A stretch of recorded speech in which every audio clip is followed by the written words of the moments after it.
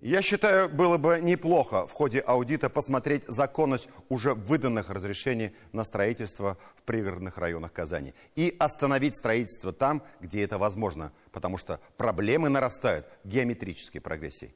Я понимаю, что своими словами вызываю бурю возмущения со стороны различных застройщиков. Поэтому, еще раз повторю, я предлагаю остановить только незаконное строительство, коего у нас хватает.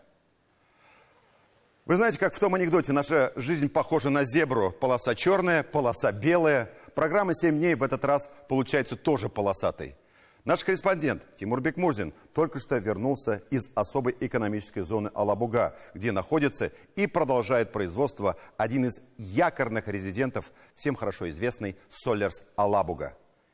Не знаю, в курсе вы или нет, Solers теперь работает под собственным брендом и фактически стал первым автомобильным предприятием в России, которое перешло на производство по технологии полного цикла после смены партнера и перезагрузки площадей. Из Алабуги наш репортаж.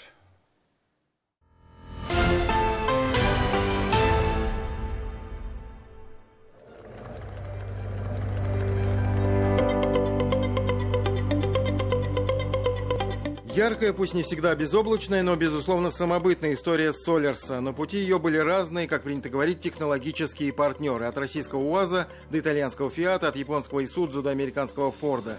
И вот в ноябре 2022 года эта история не закончилась, а скорее, наоборот, вышла на новый виток. Solers принял, можно сказать, историческое решение производить коммерческие российские автомобили под собственным брендом. У коллег амбициозные планы занять существенную долю рынка этого класса автомобилей в России. Сказать легко, как реализовать на практике, да еще и в сжатые сроки. Ведь надо понимать, производство любого автомобиля, грузового, легкового, коммерческого, неважно. Это сложнейший, высокотехнологичный и интеллектуальный процесс, включающий десятки, если не сотни этапов. От разработки до штамповки, от производства двигателей до электроники, от покраски до сборки. Это очень примитивное восприятие ситуации, рассуждения типа «ушли западные бренды, ничего страшного, заводы-то остались». Казалось бы, продолжай выпуск, подключай новых партнеров. Дело в том, что западные автоконцерны, покинув Россию, отключили оборудование от своего программного обеспечения. Как осуществить перенастройку конвейеров и других систем под выпуск других машин? В этом плане Солерсу в Алабуге повезло больше, чем другим отечественным автопроизводителям. Предприятие всегда контролировалось российским собственником, соответственно, автоматизированные системы управления и производства были и остаются российскими. А цифровизацией Solers на системном уровне занимается с 2009 года. Поэтому сотрудничество с теми же Фиатом и Фордом здесь сумели использовать себе на пользу. К примеру, иностранцы выдвигали требования. Для полноценного производства нужен специальный вибростенд, чтобы проверить в том числе и работу подвески. Он все так же работает, только вместо Форда Транзита тестируется Solers Атлант. Это так называемый вибростенд, необходимый элемент для любого уважающего себя производителя автомобилей. Здесь тестируется отсутствие дополнительных шумов и скрипов. Или вот эта испытательная трасса, построенная также во времена партнерства с Фордом. Лучший водитель коммерческого транспорта в Татарстане, оказывается, есть такой конкурс. Павел Мельников показывает нам достоинства нового автомобиля с дизельным двигателем 2,7 литра. Это тест-трек, который имитирует все дорожные покрытия, виды дорожного покрытия. Сейчас мы едем по уголкам, они имеют свой угол определенный. Здесь проверяется работа подвески, жесткость кузова, то есть схождение подвески, кузов, и другие шумы, скрипы, незакрепленные детали. В чем особенность и преимущество Solers Алабуга? В том, что оборудование, производство и вот эта лаборатория, например, для измерения геометрии кузова могут быть заточены под разных технологических партнеров. Раньше эта лаборатория измеряла, например, Ford Transit. Сейчас уже новый модельный ряд автомобиля. С ноября 2022 года, с момента запуска производства, здесь произвели и продали около 7 тысяч автомобилей. Например, в июле здесь продали около 700 автомобилей. Много это или мало? Для понимания, это доля рынка в 7,5%. И понятно, что в Солерсе считают, что эта доля должна постоянно расти. Задача не просто расти в количественных показателях. Директор по продажам и маркетингу Solers Марат Шарапов подчеркивает, нет цели повторить успех Солерса времен Форда, когда в Алабуге наряду с фургонами выпускали еще и кроссоверы. Сейчас одна из выраженных задач – делать качественные, оптимальные по цене коммерческие автомобили под различные нужды клиента. Solers Алабуга – российский автоконцерн, который работает на рынке коммерческого транспорта. С недавних пор здесь производят и так называемые специальные версии автомобилей, медицинские автомобили, автомобили для специальных служб и цифра, которой в Солерсе гордятся, более 80 версий автомобилей под индивидуальные запросы клиентов.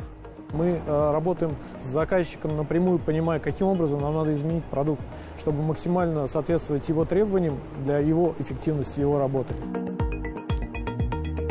Мы делаем автомобили даже в единичных экземплярах, если это необходимо и если мы видим, что это наш стратегический клиент. В чем достоинство Solers Алабуга? Это, конечно же, команда профессионалов с опытом развития автомобильного производства более 20 лет. Это гибкие линии оборудования, которые можно перенастраивать под различных технологических партнеров. И это, конечно, суперсовременная технологическая и производственная база, в которой теперь используются самые различные цифровые инструменты. Новым этапом в развитии Солерса стало открытие в Казани на территории технопарка «Идея» с участием раиса Татарстана Рустама Минниханова Центра продуктового развития компании. Вся эта система работает. И вам хорошей работы и успехов. А мы будем вас поддерживать. Спасибо.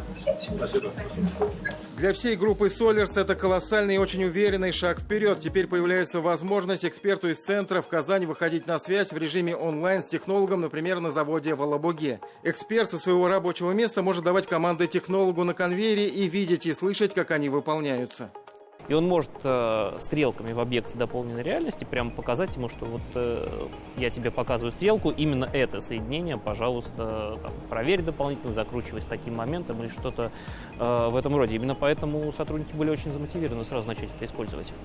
Это лишь один из цифровых инструментов, реально работающих на площадке в Алабуге. Их огромное количество, поясняет нам Илья Стрыгин. Те же очки дополненной реальности помогают сотрудникам работать на складе. Как пример, из системы приходит заказ на деталь, а приложение в очках показывает оператору, из каких ячеек и какое количество комплектующих надо взять. Еще одна работающая технология – автоматическая инвентаризация склада с помощью дрона. Важно, что все эти цифровые инструменты работают не по отдельности, а в общей системе управления на базе 1С. Более того, если так можно выразиться, локализация всего, что касается цифровых технологий, приближается к 100%. Такая же амбициозная задача предстоит и по всем другим направлениям. Это штамповка. Штамповка наша, да. Штамповка, металл у нас российский, уже давно одобренный и так далее. Впереди грандиозный объем работы, но важно, что мы быстро и поступательно движемся вперед, а значит, успех гарантирован.